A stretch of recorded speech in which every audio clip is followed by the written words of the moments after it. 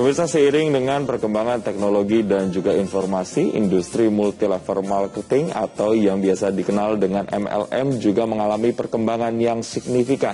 Ditambah lagi dengan adanya payung hukum, yaitu Undang-Undang Perdagangan Nomor 7 Tahun 2014. Lantas sebenarnya bagaimana peran dari industri multilevel marketing ini dalam mendongkrak perekonomian di Indonesia secara nasional? Pagi ini kita akan membahasnya langsung bersama dengan Ketua Umum Asosiasi Perusahaan Penjualan Langsung Indonesia atau AP2LI, Bapak Hendru Susanto. Selamat pagi, Pak Hendru. Selamat pagi, Mas Isen. Terima kasih sudah hadir, Pak Hendru. Dan berikutnya juga ada co-founder AFC Life Science Indonesia, Bapak Michael Tampi. Selamat pagi, Pak Michael. Selamat pagi, Mas Hendru. Baik, dan bergabung bersama kami di luar studio melalui sambungan Skype Direktur Jenderal Perdagangan Dalam Negeri Kementerian Perdagangan Republik Indonesia, Bapak Shailendra. Selamat pagi, Pak Shailendra. Selamat pagi, Mas Jason. Terima kasih Pak Shailendra sudah bergabung bersama kami. Mungkin saya pertama mau ke Pak Hendru dulu, Pak. Berbicara soal industri multilevel marketing atau biasa dikenal masyarakat sebagai MLM. Bisa dijelaskan lagi, Pak, sebenarnya sejak kapan industri ini mulai masuk dan perkembangannya hingga saat ini di Indonesia pergerakannya seperti apa, Pak? Ya, Mas Jason, industri penjualan langsung itu sebenarnya sama seperti industri-industri yang lain di sektor perdagangan di Indonesia. Cuma memang industri kami memiliki keunikan tersendiri ya. Kalau misalnya industri lain, misalnya kalau kita tahu distribusinya, rantai distribusinya lebih panjang, misalnya dari pabrik, kemudian ke distributor 1, distributor 2, agen, retailer, dan seterusnya. Tapi kalau di industri penjualan langsung itu rantainya lebih pendek. Biasa dari produsen atau pabrik, kemudian ke perusahaan penjualan langsung, kemudian langsung ke mitra usaha, dan langsung ke konsumen akhir. Nah, industri ini sebenarnya sudah lama berada di Indonesia, sudah sejak tahun 70-an ya. Kalau mungkin Mas Jason pernah dengar, zaman dulu ada ensiklopedia Britania, ensiklopedia Americana, itu dijual door to door melalui sistem penjualan langsung.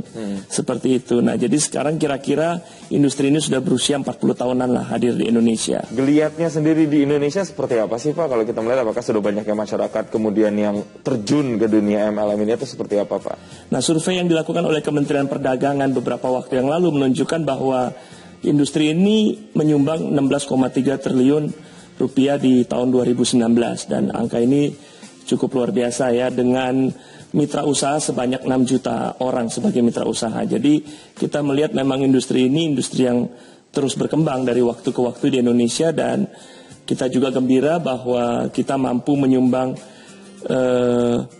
tingkat pertumbuhan ekonomi yang cukup baiklah untuk perekonomian nasional bangsa kita yang tercinta ini. Oke, Pak, berbicara soal geliatnya sendiri di Indonesia, ini kemudian kan banyak juga kemudian kalau kita lihat ada beberapa kasus-kasus penipuan begitu yang terjadi di industri ini sendiri. Nah, untuk bisa membedakan MLM yang legal dan ilegal, ini perbedaannya seperti apa sih, Pak?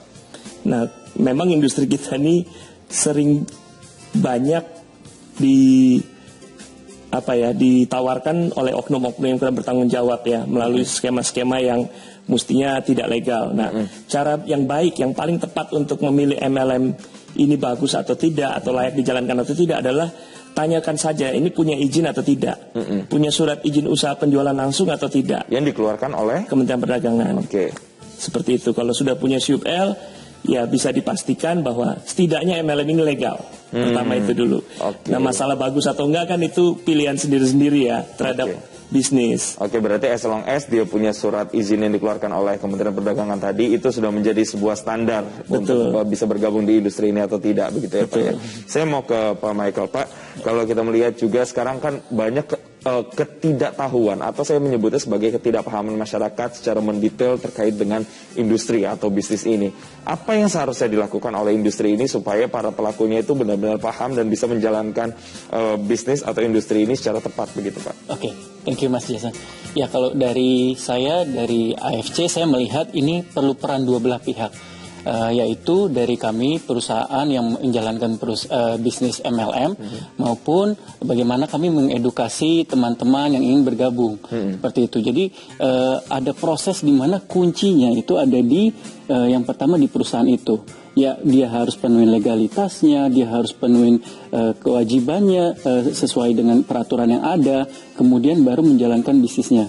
Nah, dari situ baru yang saya lihat adalah peran dari bagaimana kita mengedukasi teman-teman yang ingin bergabung, teman-teman yang harus kita harus mengajarkan mereka bagaimana menjalankan bisnis ini dengan benar, dengan aturan yang ada. Contohnya dari Kementerian Perdagangan kita sudah diatur industri ini tidak boleh melakukan penjualan secara langsung melalui e-commerce misalnya, seperti itu. Nah, itu salah satu contohnya ya, Mas Jason. Itu yang kita selalu ajarkan dan edukasi bagaimana menjalankan bisnis ini. Kalau di AFC, saya bilang menjalankan bisnis MLM dengan integritas.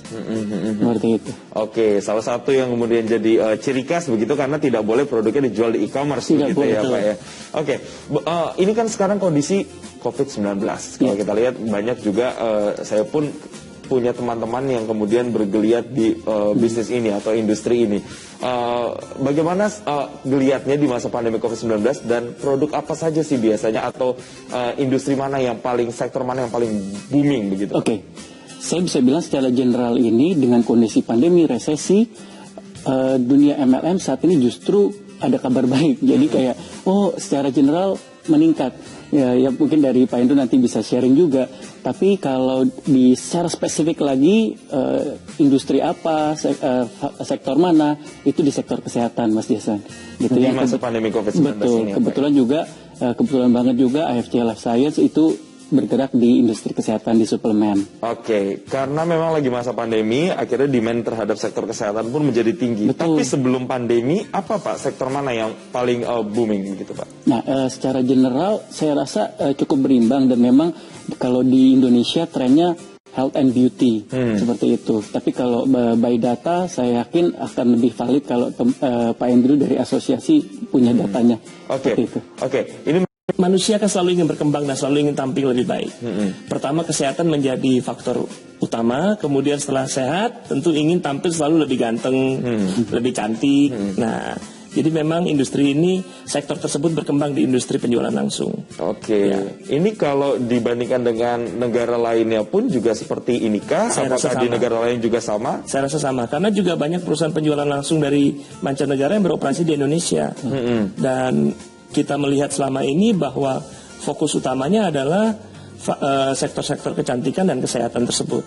Oke, baik. Saya mau nanti akan tanya setelah ini ke Pak Shailendra bagaimana dengan surat izin yang tadi Pak Edo sudah singgung sedikit terkait dengan legalitas untuk teman-teman yang ingin kemudian bergelut atau di industri ini, seperti apa mekanismenya. Tapi jangan dijawab sekarang, Pak Shailendra, kita akan bahas usai jeda. Pemirsa yang kemana-mana, kami kembali saat lagi.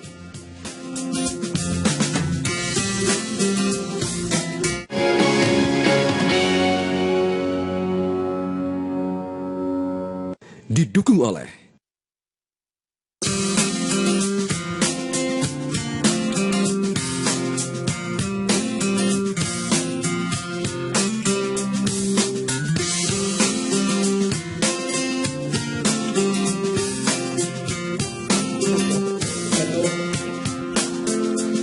Ya, saya mau langsung ke Pak Shailendra. Pak Shailendra, terkait dengan apa yang sudah disinggung tadi sebelumnya oleh Pak Andrew terkait dengan legalitas ketika orang-orang atau masyarakat ingin bergabung dalam industri ini, Pak. Apa yang harus dipunya yaitu adalah surat izin. Nah, ini bagaimana Pak mekanismenya untuk bisa mendapatkan surat izin tersebut, Pak? Baik, terima kasih Mas Jason. Yang pertama tentu pemerintah saat ini banyak menderegulasi dan memberikan kemudahan bagi teman-teman untuk berusaha. Kalau mau mulai berusaha seperti ini, itu sekarang nggak perlu lagi datang ke kantor, cukup online semua. Jadi permohonan untuk mendapatkan izin usaha di bidang usaha penjualan langsung ini atau sering kita sebut MLM, itu KBLI-nya 47999 ini, tinggal pelaku usaha ini langsung dia submit aja ke OSS, Online Single Submission, untuk mendapatkan nomor induk berusaha atau NIB. Nanti setelah dapat NIB, ada waktu 45 hari bagi pelaku usaha ini untuk memenuhi persyaratan komitmen. Nah, apa saja persyaratan komitmen itu? Nanti masuk ke sistem SIPT Kemendak. Nah, itu online aja, nggak perlu datang, nggak perlu ini. Nah, kemudian Apa saja persyaratannya? Yang pertama tentu surat izin edar. Jadi ini kan tadi udah banyak singgung soal alat kesehatan, kemudian juga produk-produk suplemen. Tentu ini perlu banyak ada surat izin edar dari BPOM karena ini kan menyangkut kesehatan. Nah, kalau sudah ada surat izin edar dilampirkan, kemudian ada kontrak ya atau penunjukan dari produsen yang memproduksi alat kesehatan maupun suplemen tadi. Nah, ini kontraknya penunjuk si pelaku usaha itu memang untuk mendistribusikan barangnya. Dan yang terakhir, yang ketiga, itu program pemasaran dan kode etik. Jadi pelaku usahanya harus membuat sistem pemasarannya, kemudian program pemasaran seperti apa, kode etiknya, dan ini diverifikasi dan disetujui oleh asosiasi. Nah, jadi kita melibatkan asosiasinya, baik AP2LI maupun APLI. Jadi silakan diverifikasi, kemudian dari hasil verifikasi itu, maka kita akan terbitkan dalam waktu 3 hari jika semua persyaratan itu lengkap dan benar. Jadi sangat mudah lah sekarang kalau teman-teman mau berusaha ini, dan tadi udah sampaikan ya, mitranya saja udah 6 juta. Kemudian transaksinya aja 2019 datanya itu hampir 16,3 triliun, hampir 16,4 malah kalau data kita. Itu ada 157 perusahaan MLM yang melapor dari 307. Nah, yang lain ini lagi kita tanya ini laporan mana? Mungkin jangan-jangan lebih dari ini kan? Bayangkan 6 juta tenaga kerja yang tidak terlihat bisa diakomodir melalui bisnis MLM. Ini bukan main besarnya, luar biasa. Oke. Saya rasa itu Mas Jason, jadi sangat mudah lah. Kalau mau usaha ini nggak perlu datang ke kantor, cukup secara online mengajukan perizinannya, semua diproses secara online tatap muka. Oke, tadi Pak Syailendra menyebutkan Pak Syailendra tadi menyebutkan ada sekitar kurang lebih 157-an perusahaan di Indonesia yang kemudian sudah melapor atau sudah mendaftarkan ke Kementerian Perdagangan. Tapi banyak juga yang ilegal begitu Pak. Nah, ini presentasenya sebanyak apa Pak? Jadi gini Mas, kalau yang terdaftar itu 307 sudah mendaftar, tapi yang melapor, memberikan laporan, jualan segala macam 159 perusahaan, ya 157 perusahaan lah yang sudah melapor ke kita, sehingga kita bisa mencatat transaksinya, makanya tadi yang kita sampaikan jumlah mitranya. Ini yang lain sedang kita terus minta supaya menyampaikan laporan ini untuk kita melakukan evaluasinya. Nah, sebenarnya kalau untuk yang ilegal ini biasanya ini kalau namanya tidak ilegal ya, tidak ada laporan, tidak melapor, tidak punya izin segala macam. Nah, ini kalau ada yang melapor masyarakat, ini kita langsung mengambil tindakan. Dan sudah banyak yang kita tindak. Baik. Jadi, nanti saya akan tanya Pak Syailendra lebih detail lagi terkait dengan penindakannya seperti apa. Tapi saya mau ke Pak Michael dulu, Pak. Melihat sekarang masyarakat sudah banyak kemudian yang terjun ke bisnis atau industri ini, ditambah lagi dengan gempuran media sosial juga yang semakin menjadi booster. Nah, ini apakah ada pergeseran tren kalau kita bandingkan misalnya dengan 5 atau 10 tahun lalu industri ini sendiri seperti apa Pak? Oke.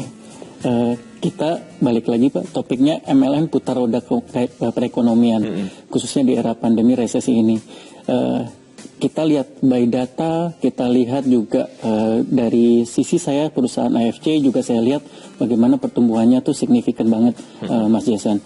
Jadi saya akan tetap bicara mengenai apakah MLM itu bisa jadi solusi untuk teman-teman sekarang di masa resesi ini. Saya dengan yakin saya bisa bilang iya, gitu. Kemudian saya juga lihat semakin banyak di sosial media itu teman-teman yang mereka dengan bangganya, mereka dengan antusiasnya menjadi agen, menjadi penjual menjadi member dan menjalankan bisnis ini, Mas Jason. Jadi saya ngelihat trennya itu dibanding 5 tahun yang lalu bergeser itu tidak, tapi semakin signifikan dipercaya, saya bilang iya. Berapa persen Pak kira-kira kalau kita mencoba persentase?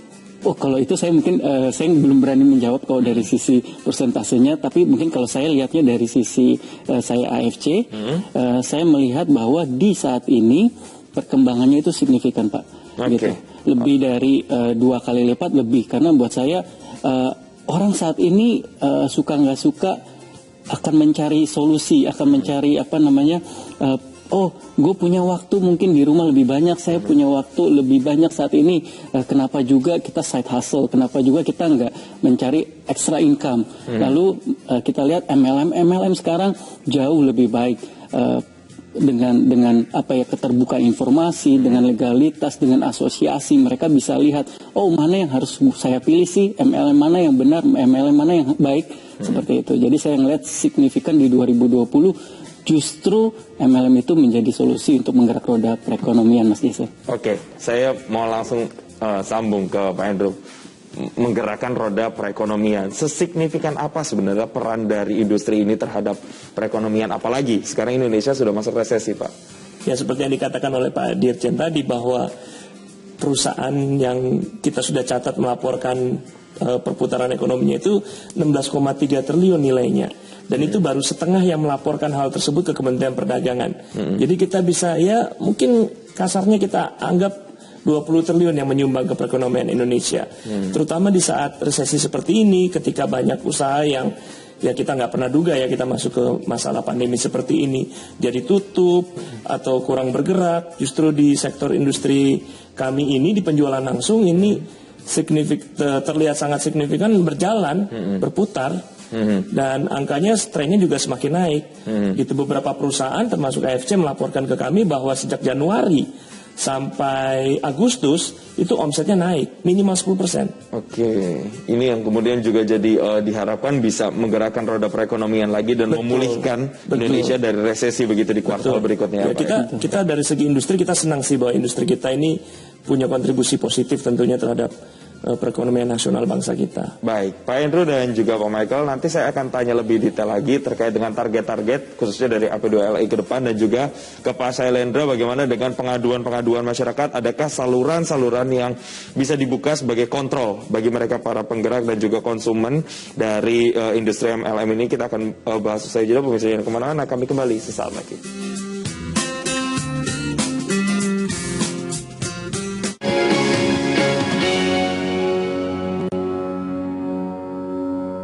Didukung oleh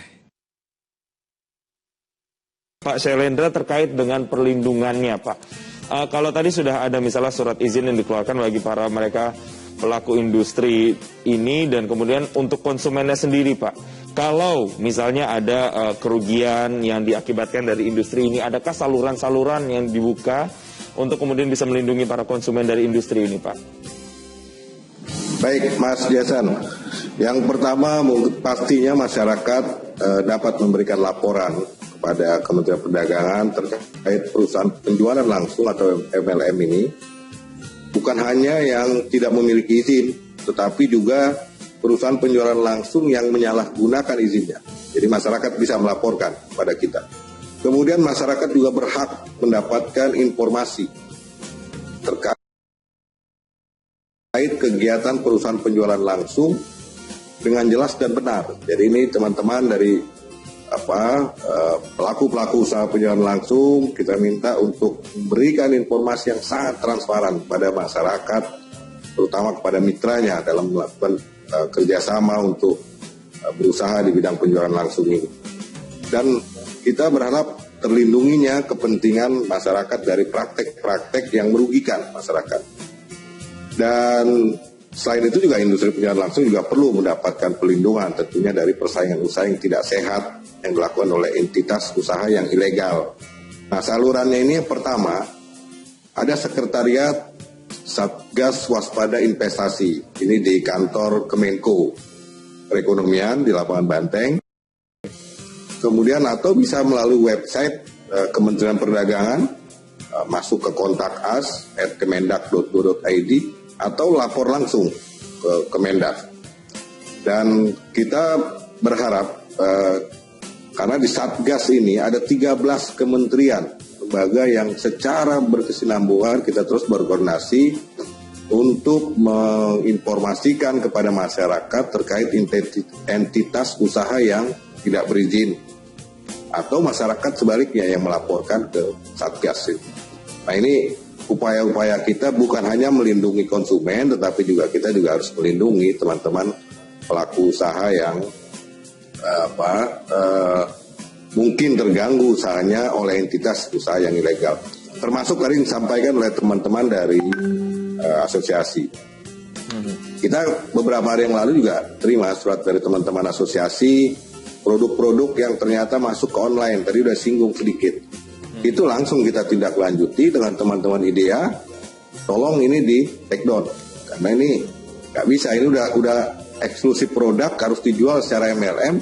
Tadi udah disampaikan oleh teman-teman APL, betul itu tidak boleh lagi dijual online. Nah, ini kan harus kita koordinasi terus. Jadi kita melindungi teman-teman pelaku usaha ini ketika menginformasikan ada produk-produknya yang masuk ke online marketplace. Segera kita koordinasikan, informasikan ke teman-teman melalui IDEA maupun teman-teman langsung ke marketplace untuk men-take down itu produk-produk yang tidak seharusnya diperjualbelikan di marketplace atau online. Karena kita sangat berharap juga, tadi sudah sampaikan, begitu besar kontribusi yang diberikan juga oleh MLM, baik untuk pertumbuhan ekonomi dari omsetnya yang besar, kemudian juga terutama penyerapannya terhadap mitra-mitra yang tentu ini juga membantu masyarakat untuk berusaha. Apalagi dalam pandemi COVID-19 ini tentu banyak masyarakat yang selain membutuhkan produk-produk tersebut juga pemasarannya yang cukup baik melalui MLM. Ya, artinya ada dua pengawasan di sini, pengawasan untuk para pelaku industrinya dan juga perlindungan konsumennya pun dijamin begitu ya. Saya mau ke Pak Michael. Pak Michael, apa kemudian pesan yang ingin disampaikan kepada mereka, para pelaku industri ini supaya kemudian bisa lebih expand lagi, Pak? Oke, khususnya untuk kami pelaku yang menjalankan bisnisnya ya, Mas Jason ya, seperti itu ya. Oke, buat kami dari perusahaan MLM, yang pasti saat ini kami punya spirit yang berbeda, Mas Jason. Kami ingin membuat industri MLM itu baik, harum namanya, gitu seperti itu. Kami ingin masyarakat memberi kami kesempatan untuk melihat, saat ini berbeda, gitu. Apa yang pernah dilakukan oleh oknum-oknum yang mungkin mencemarkan nama baik industri ini, tapi kami hadir bersama ekosistem yang berbeda, bersama AP2LI, bersama Kementerian Perdagangan, semuanya ini kami membentuk suatu ekosistem industri MLM yang lebih baik. Jadi dengan integritas, dengan legalitas yang baik, kami dari AFC Life Science ingin membuktikan itu. Ayo jangan ragu untuk melihat ke opportunity itu, karena sebetulnya MLM itu tidak ada yang salah, gitu. Industri ini harusnya bisa menjadi kontribusi yang sangat besar buat Indonesia, gitu Mas Jason. Oke, saya mau ke Pak Andrew. Pak, menutup perbincangan kita sebagai asosiasi yang membawahi, menaungi ratusan industri ini, Pak. Apa yang kemudian ingin dicapai? Apa yang kemudian menjadi target ke depannya, Pak? Ya, tentu kita ingin bahwa industri ini berkontribusi lebih banyak lagi kepada masyarakat, kepada perekonomian nasional. Nah, saya juga ingin menghimbau kepada masyarakat luas supaya seperti yang tadi Pak Michael sudah katakan, coba lihat industri ini. Mungkin industri ini bisa menjadi solusi juga di masa pandemi ini. Karena dengan begitu banyak orang yang sudah membuktikan juga terbantu, seperti angka tadi yang juga Pak Dirjen katakan, 16,3 triliun itu luar biasa besar, dan itu baru setengahnya aja loh. Ya, berarti bisa lebih besar lagi ya. Kami berharap industri ini dapat benar-benar membantu masyarakat, terutama di saat-saat sulit seperti pandemi ini. Namun kami juga mengingatkan, jangan lupa kalau memilih perusahaan nih, selalu harus tanya dulu, ini ada izinnya tidak? Ini yang paling penting. Karena seperti yang kita ketahui, banyak sekali oknum-oknum di luar sana yang menggunakan industri ini sebagai kedok untuk menipu. Nah, ini berbahaya sekali.